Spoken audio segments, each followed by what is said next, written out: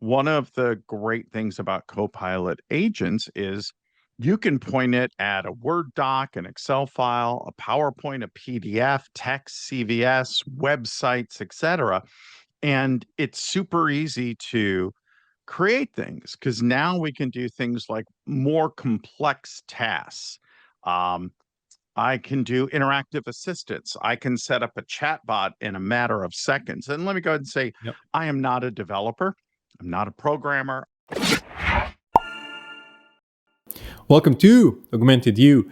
My name is Jan, and this is my conversation with Stephen Rose. I met Stephen at a Microsoft conference last year, and just recently we co-hosted a webinar on overcoming Copilot adoption barriers. Stephen is an AI and Microsoft strategy consultant. He spent 15 years at Microsoft leading IT pro readiness for Windows, OneDrive, Office, Teams, and Copilot.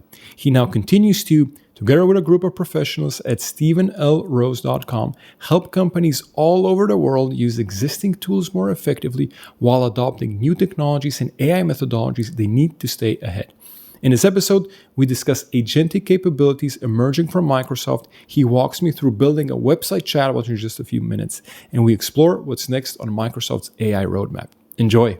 Stephen, AI agents, hottest topic in AI, pretty much. We did a video on this channel as well. What are AI agents? The ultimate guide. But how do you see this new technology, or is it really new, right, compared to what we first saw with generative AI?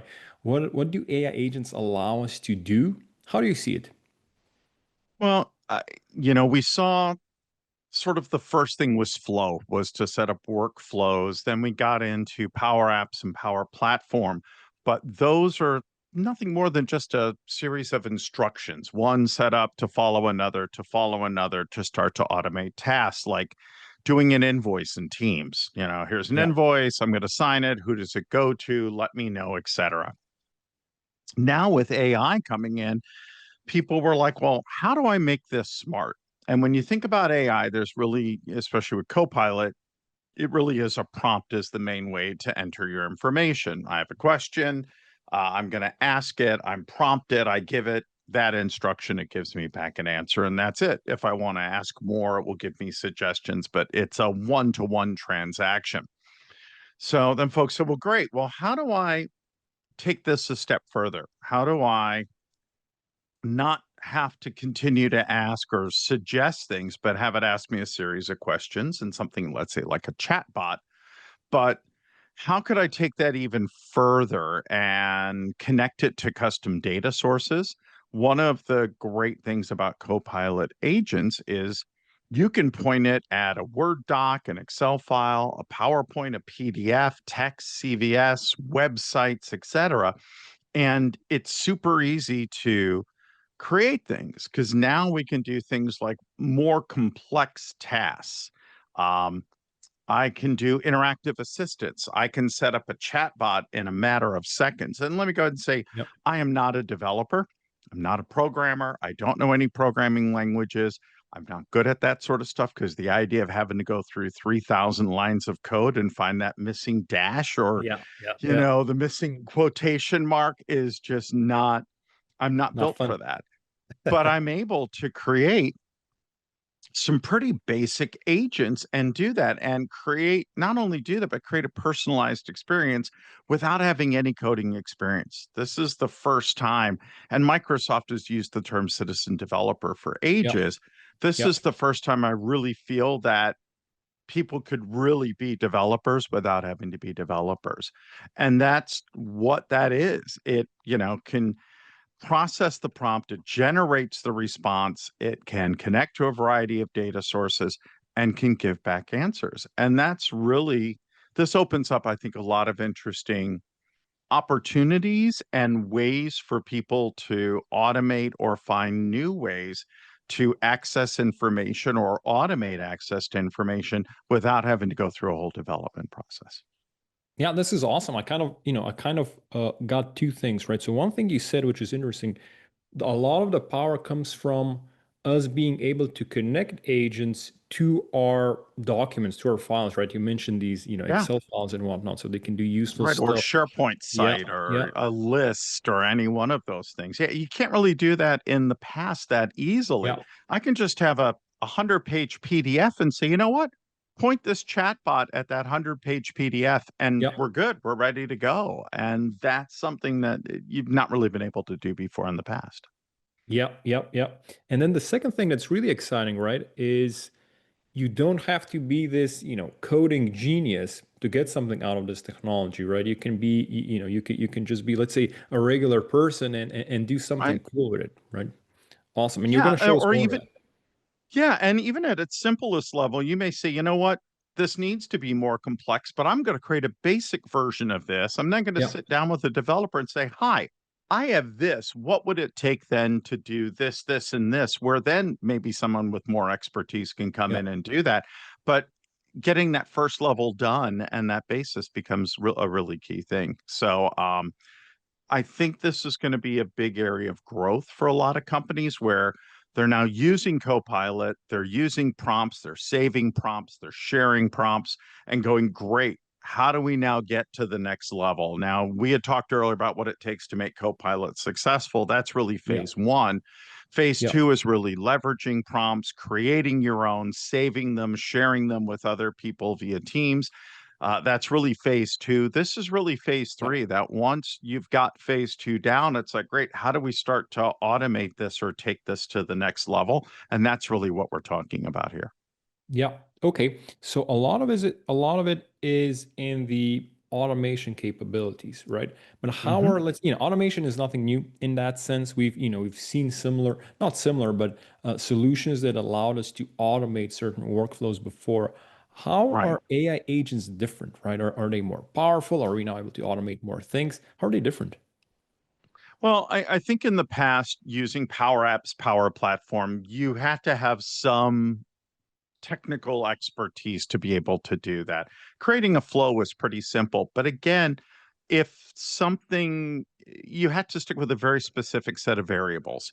If you're Yeah. going to do a Power App, look for this, find this, send this here. And if anything is different or changed, it doesn't work. And it really is you doing one thing to set a list of actions, forward. And it may even ask a question or two. With this, we're going much more simplified. We're saying, hey, I want to create a quick app that answers common travel questions by connecting it to some different sites like the here in the States we have the TSA, which is the Transportation Safety Administration, and hi, what are the latest rules for this, or how much do I need for that? You don't need to program in all those questions. That's the great thing. With a Power App, you'd have to. Here's all the questions people are going to ask, and you'd have to continue to add to it. With this, I don't need to do anything. I literally point at the data sources, and the AI figures out through natural language, this is what somebody's asking to do. This is what they want to get. And speaking of natural language, that's the other thing is I can use everyday words to describe what I want this agent to do. And then it takes a look at it and it builds it based on that. So if you can sort of have an idea for it and can describe it, it works really well. And all you need is access to Copilot Studio. There is a cost. I think it's $20 a month, but it's not a huge cost to be able to do that. And to create an agent, to connect it to a flow. You can now take your flows and bring AI into it, leverage other tools. And there's tons, not only we talked about the different data sources, but you can also connect it to things like third-party apps like Salesforce or Jira or things along that line, which you've been able to do in Teams to connect those data sources. But again, now we're adding that AI intelligence. So you don't need to figure out all the variables. Just here's what I want you to do. And AI will figure out all those variables on the questions and how to answer those and where to get the information and how to bring that together. So you can do this far more quickly. Got it. So essentially, it's like previously we were more constrained. We were within this kind of narrow space, very well-defined tasks or steps. And now we can move higher up, describe the task, connect it to Right. different tools. You use natural language, which is something that is completely new. And then, let's Mhm. say AI will just understand it and do it. So this is Yeah. the future. That's exciting. What is Microsoft's take on AI agents, or what is their approach to AI agents? We see a lot of companies are developing models, or we're seeing these different agent platforms, frameworks coming out. How is Microsoft approaching it, and what are the capabilities that they offer to their users? Yeah, I think what we're looking at with that is they had really invested a lot in the Power Apps platform and what that was going to do, and really getting developers now to automate what they were doing. I think with Copilot, they see this finally truly as citizen developer platform, Yeah, and that's something they've been saying for years, and yeah, it wasn't really true. I mean, yeah, you could do it, but you were limited, and unless you had some depth and things like yeah, that, they made it sound a lot easier than it really was.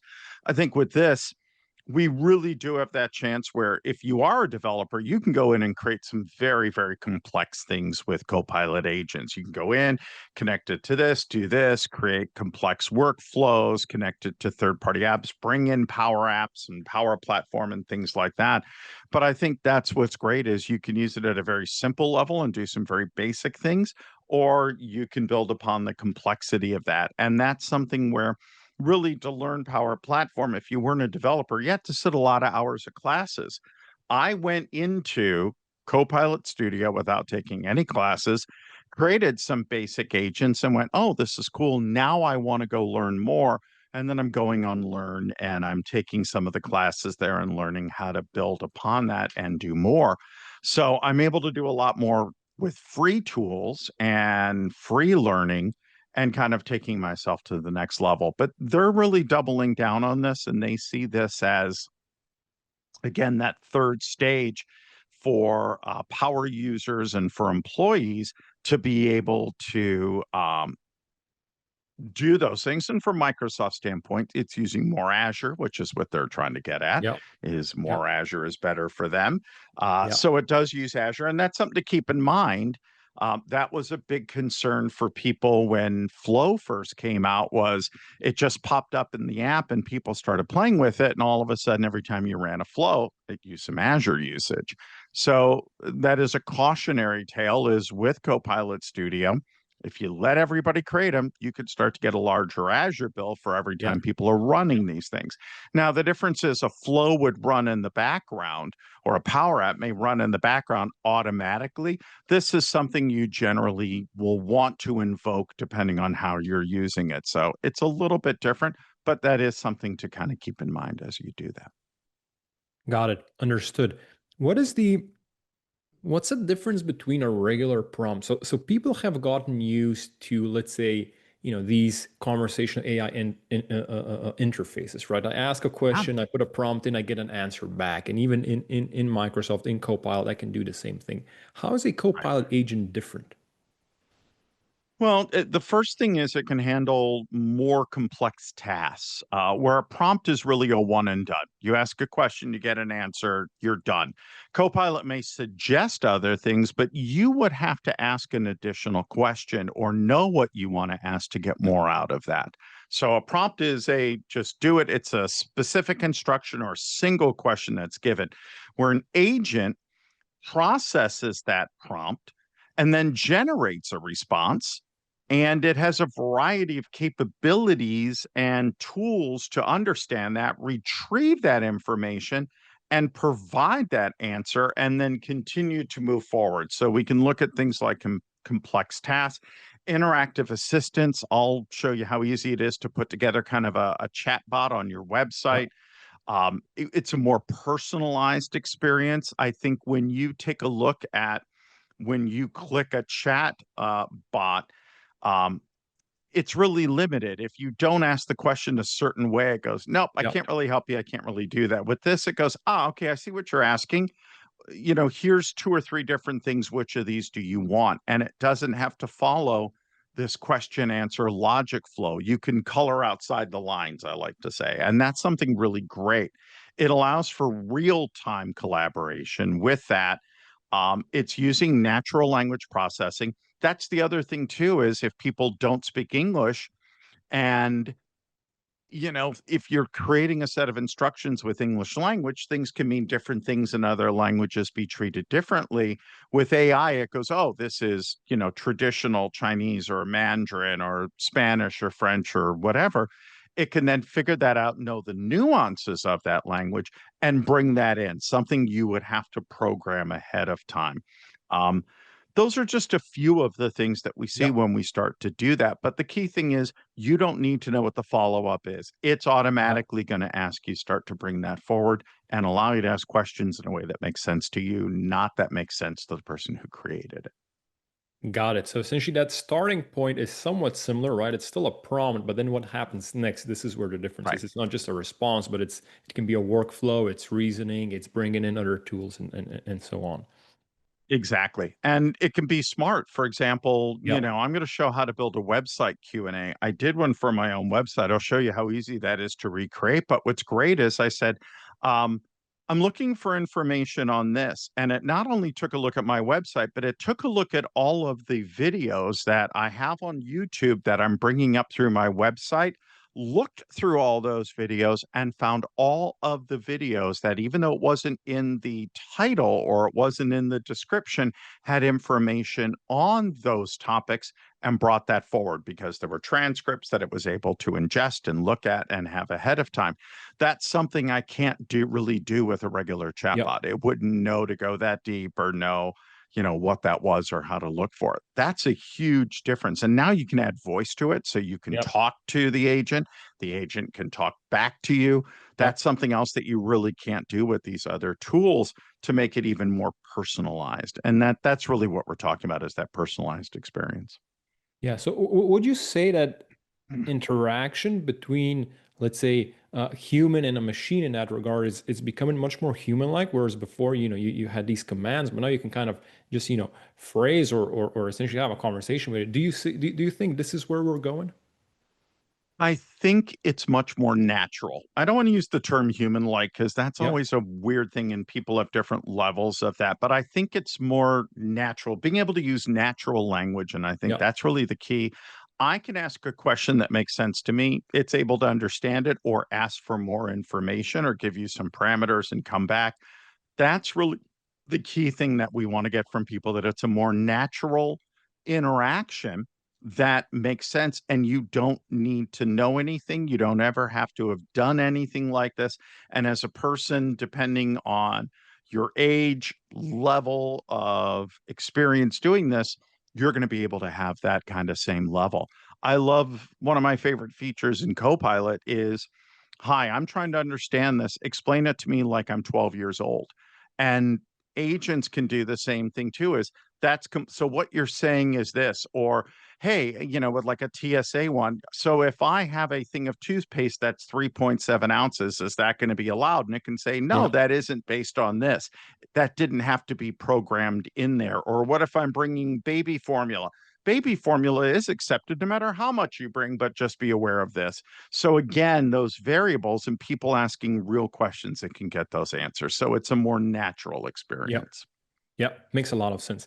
All right, I'm really excited about this next part. So you promised to show us a hands-on kind of walkthrough how to build a chatbot in Yeah. just a few minutes. Can you tell us a little bit more about what we're gonna see, and then what are the skills or tools that someone needs to be able to replicate what you're gonna show us?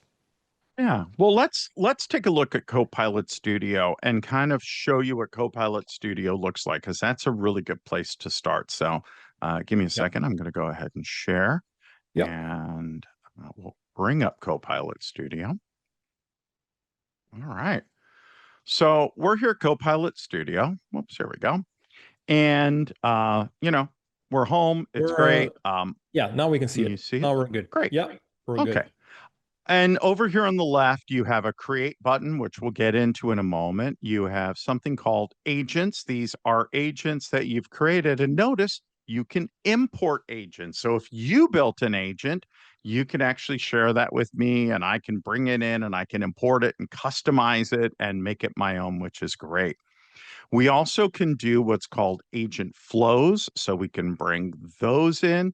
Um, Basically, we can say, hi, I want to create an automation that's going to follow the same instructions every single time. So think about a Power App or a workflow, but we're adding AI to make it even more intelligent. And that's for a more complex task. We have the different tools that we can use that are set up in here so you can create your own tools. You have a lot of different things that you can do. You can take a look at pre-built solutions. You can connect it to Power Platform, to Azure Cognitive Services, to the Microsoft 365 SDK, which allows you to connect to third-party or even directly into Azure OpenAI. So you have a lot of different things, and that may sound overwhelming, but let's go here to create, and it's got some templates set up. So I'm going to say, you know what? I think this is a good template. We can go to weather. We can do a IT help desk. That's one that's going to be popular with a lot of folks. I know this benefits one. A company that I've done some work with created one because what they wanted was they didn't want to have Copilot um, getting into their HR information. They felt, we'd like to Yeah. not have that SharePoint site and that database connected. So we're going to create a separate agent and do that where people can easily go in and say, hi, how many sick hours do I have left? Or what's our current policy if I'm taking time off after having a baby or things along that line. But we're going to pick this website Q&A. And it says, hey, give it a name. So that's great.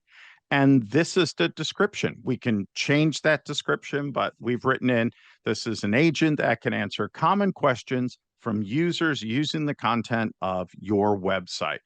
And the instructions are very simple. Maintain a polite and professional tone. We could change that to maintain a casual and relaxed tone because we Yeah. don't want it to be maybe too stuffy for this one. So if you spell relaxed right tone, while assisting with questions about the knowledge source. Great. We can put in some suggested prompts, but I'm going to remove the Microsoft website and I'm going to add my own website. So here I've picked, notice I can pick a public website. I can pick a SharePoint site. So I'm going to type in my own website here. So can we give it or can we point it to any website here, or is there like a preparation step that is needed here, or is just about Nothing. pointing it? Okay. Yeah, there is nothing here that I need to do except type in the name of my website correctly and do that. So notice when I typed it in wrong, it didn't get it, but it said, yep, hey, is this your own website? Yes, it is. I'm going to click add. I'm going to say, yes, I am the owner, confirm, and I'm going to say add. I can also add in some suggested prompts. This is great if I want folks to you know, let's say I want to say enter a title and this is, learn more. And I can say, what does, StephenLRose.com do? And add a question. So I could add a bunch of prompts if I want, just to make it easier for folks. But that's it. I can change the icon. I can, customize any of this, but I'm going to hit create. It's now going to set up my agent. Doesn't take very long. It's just going to kind of connect to the data source and take a look at it. And it's going to say, okay, let's test your agent. So great. So I'm going to say, what does StephenOrose.com do? And let's see what it says. And it's going to come back and it's going to retrieve that information. It's showing it's looking at the source and it says, hi, here's the different services that I offer. It says, additionally, this website provides information about upcoming events such as conferences and summits, variety of YouTube videos on topics like AI, productivity, technology. And over here on the left, this is where I'm not a dev, but if I was, it allows me to see exactly what happened. Somebody entered some text. It did this activity string. It went to the data source. It went through this different workflow. And as a developer, I could go through, I could add more variables, comments, etc. I can say, are there any videos on Microsoft Teams? And yes, and let's see what it says. It's going to go back. It's going to retrieve. It's going to say yes. And it's going to say, here are some of the videos. Yep, there's some interviews. There's this Unplug IT episode on intranets, extranets, future productivity. And I could even dig in further. So I've now tested this. All I would have to do at this point is hit publish. that would make it official. I can then take that code snippet and go to my website platform and drop it in. And now that chatbot will show up on my website. It will be there for people to ask these questions. Where is Stephen going to be next? And it would say, hey, he's going to be in Atlanta, for TechCon 365 and then in Dallas. But it's that easy. Now, this is a pretty minimal data source that I'm working with. Imagine pointing it towards a site that has 2,000 pages, Yep. or that's a more in-depth IT site. um, when you get those answers back and start to test it, it's also going to tell you, hey, this is what's missing from our pages. Or we may want to just have it also point not only to the website, but to this PDF document that has a bunch of URLs or additional information that we don't have on our site, or our most asked questions that will augment that information. So it doesn't have to pull it from a single source, it could pull it from multiple sources. And that's really where things start to change here. Yeah, this is amazing. Imagine this, 5 or 10 years ago. If you wanted to build Oh, a yeah. support chatbot on the website, it's a real project with risks. But this is something that was set up. I think you could have done it maybe in 2 3 minutes without Oh, explaining. yeah. Yeah, exactly. I mean, that's what's really impressive about it is then we can turn it on. We can see how many people are using it. We can get analytics for this tool. And, once we publish it, here we can say, okay, we're going to publish it and connect it. I can now get analytics back, so I can take a look and see who's using it, how are they using it, how often are they using it, where Yeah, is it being used, and then can look to build upon that and further augment that and add more information, build more to it, and learn from that and say, yeah, here's the common questions that people are asking or where they're doing it. I can see, how effective is it? What's the answer rate? How satisfied are people with it, et yeah, cetera? So the fact that I can actually get this feedback and take a look at outcomes, engagements, where it escalated, where let's say if people aren't getting an answer, they can say, connect me to an agent, or give me a phone number to call, and it can do that, or abandon people that after two questions are just dropping out. Gives me some answers on maybe what I need to do to go back in to get those details and see more. So the fact that it's both ways, both this outgoing tool that folks can use, but I can look at it internally and edit and change and get that feedback is huge. And that's something that's more difficult to do, I think, with other applications. yeah, absolutely. This is very impressive. What is next for Microsoft? What do they have on the horizon? Are there any features that you personally are excited about that are coming out in the near future?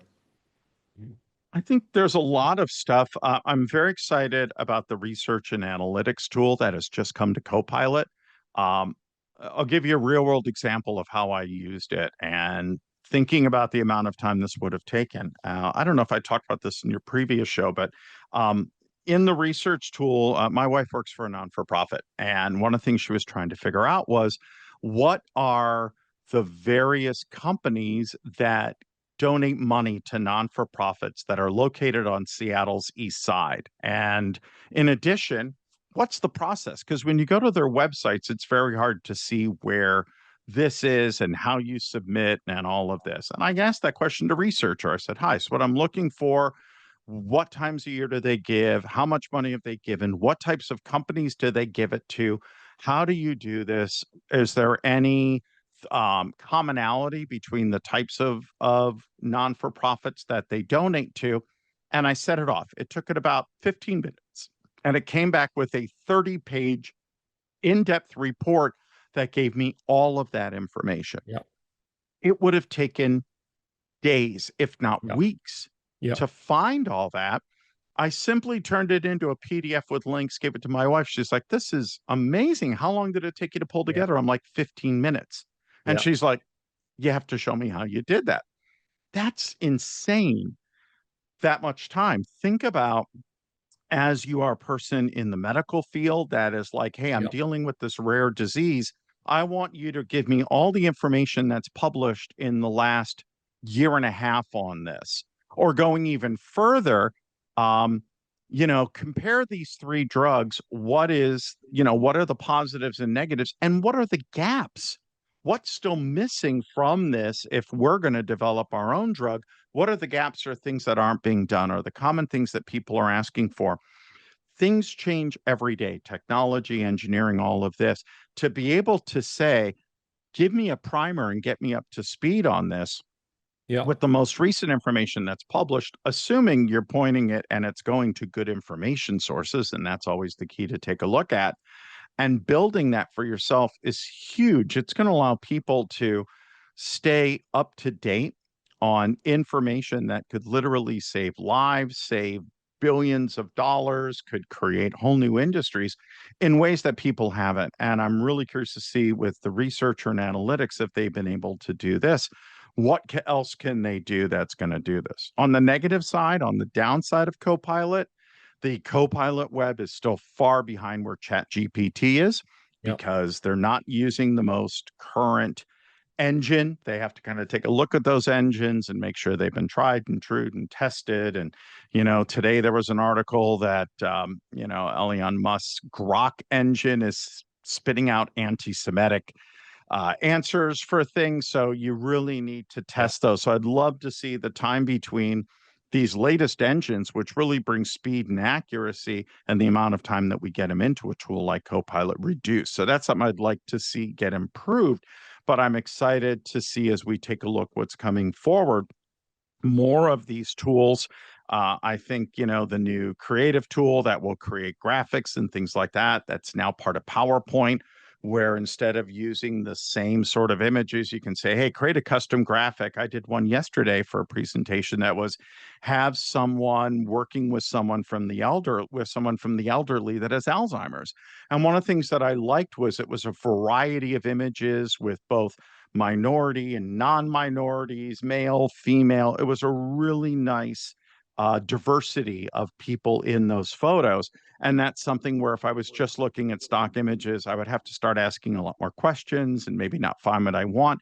And let's face it, up until a few years ago, we didn't see that kind of diversity Yeah. in images and names and things along that line. So the fact that it's bringing that in and making that part of that, I think, shows to the power of the tool and the ability to give you more of what you're looking for.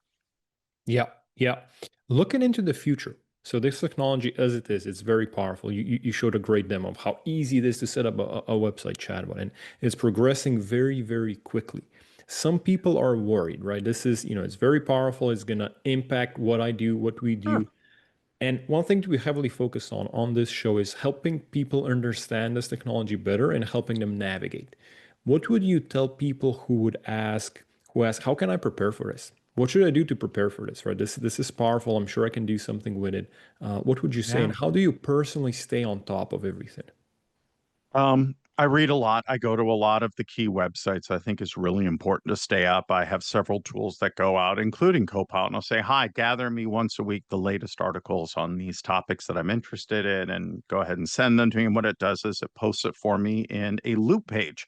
So I have that automate once a week, and it gathers those, and I can spend some time on that and actually say, summarize these articles and give me the top things so I know which ones I want to just scan, which ones I actually want to read. Um, Microsoft Learn has some amazing free courses. Um, I have done a lot in going there once I've gotten a basic understanding, playing with it first by myself without any, knowledge, and seeing what I can sort of stumble through. And then I use that to really fill in the gaps and go deeper, go, oh, I could have done this and this works faster or better, or this works with this. So lots of great content there. Yeah, That has been really helpful. Going to conferences. Last week yeah, or 2 weeks ago, I was at TechCon 360 in Seattle. Um, it's funny, I do a class called the 10 things that you need to know to have a successful Copilot adoption. That class, first time I taught it 3 years ago, 2 years ago, had maybe 50, 60 people in the room. We were 127 people, standing room only this yeah, time. yeah, Microsoft is 18 to 24 months ahead, talking about today where folks are probably not going to be for a year or two. So I think that's something important for everybody in the audience of going, how come I don't know about this, or I feel like I'm behind? You're not behind. Microsoft is way ahead. They have this Yeah. perfect vision of what folks should be doing. And according to them, you have everything in the cloud you have for years. You use nothing but a browser. You use Copilot to answer everything. You don't use a search engine anymore. And that's just not where most of us are at. So don't worry about that. But going to conferences like that, we did that. We did a session on securing and governing and hacking AI. That was really interesting because AI creates 10 new data sources, and a lot of folks aren't aware of those. And how should you think about that? And the next session that I'll be doing starting in Dallas this fall is going to be this one on AI agents, understanding prompts and agents and what they can do, and actually doing live demos in class and starting to get people down that path, because it's that progression that we talked about, getting yourself to use it well, then it's prompting, Yeah. then it's these things. So folks aren't behind. There's a lot of great knowledge out there. Go to conferences, read the articles, ask people questions. People can reach out to me anytime on any of the social media platforms. There's some great stuff on LinkedIn. I think the key thing for people to understand is this company trying to promote their own products and services, or is this somebody who just genuinely shares information and more like a news feed of articles that they found interesting and were good for them and helping them to increase their knowledge? Those are the people that you want to follow. And I try to make, although I promote some of the things that I'm doing, I really try to make it about, hey, here's a really great article, here's something interesting. And there's a lot of great people out there like that that are doing that. And it's finding those folks and following them. And I think those are, and following and listening to podcasts and webcasts like the one that you're creating, where I think you bring some really great information. And you guys have got a great product, but your webcasts are not always about your product or services. It's really about what's going on, which your stuff fits in with this, but it's not always a direct correlation. I think you guys are doing a great job in educating your audience and bringing experts to them. And I think that's what we need more of. So go out and find those sources and go do that. But whether it's in person or remote, there's a ton of great stuff out there, but you've got to find that interest and you've got to sort of push yourself on these new things and not wait until somebody goes, hey, we're rolling out Copilot agents next week to people. We need you to lock it down and manage it. And you're like, what's a Copilot agent? It's a little late at that point. So probably you want to jump on that now. Yeah. Thank you so much, Stephen. I really My appreciate you pleasure. coming on to the show, sharing your knowledge, sharing your perspective, giving us a demo of the latest and greatest offered by Microsoft. Where can people hear more and see from you?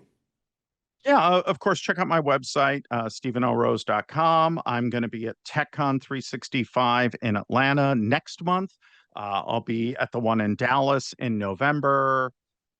Other places to catch me sort of in between. I've got some stuff I haven't fully committed to. I have classes on LinkedIn Learning, the stuff that we've done together. And, I'm kind of all over the place, but reach out. I'm happy to have a call with anybody and sit and chat. And even if you go, hey, I want 20 minutes to help me better explain, I'm happy to do that for you. So, happy to be that information source. So, and thanks for having me on the show. I appreciate it. Awesome, Stephen. Thank you so much. Thank you.